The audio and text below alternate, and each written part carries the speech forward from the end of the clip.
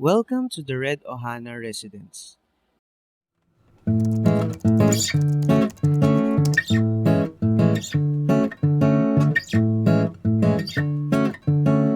This hidden jewel in Marilao, Bulacan is a 1-hectare Santorini-inspired home of the Amigable family.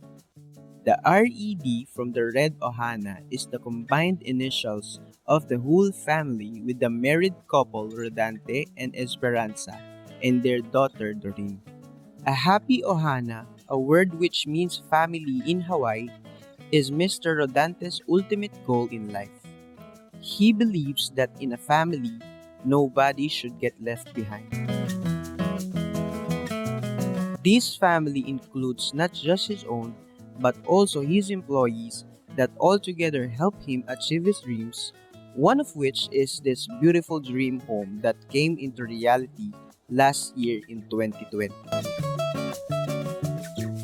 The aerial perspective of this residence gives the first impression of an upscale resort with its eye-catching outdoor swimming pool and jacuzzi with tiles laid out in checkerboard pattern.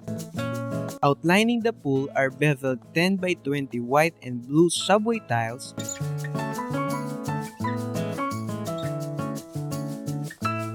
while surrounding it are 60 by 60 outdoor tiles that mimic the color and anti-slip texture of sand that Mr. Rodante particularly liked. At the forefront stands a 3-story guest house where relatives and friends of the Amigables gathered for important occasions. It matches the Mediterranean style of the pool with refreshing colors of blue and white. The ground floor serves as the lounge area where family celebrations also take place. In the center lies an altar for holy gatherings with walls covered in classic beige glossy tiles with 3-dimensional wave-like patterns. The floors are tiled with a vintage-style pattern that is very subtle yet eye-catching at the same time. Batanes is very close to the heart of the Amigable family as this is where the family roots of Mr. Rodante came from. The guest house has several rooms surrounded with treasured artworks made by the Ivatan people of Batanes that showcase their cultural heritage.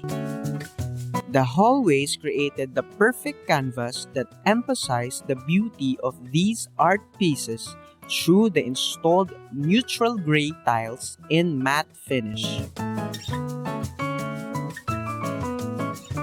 Mr. Rodante's next dream project is building a forever home for his retiring employees in the future. He now lives with the purpose of giving back to the people who stood by him through all the hardships and successes he experienced.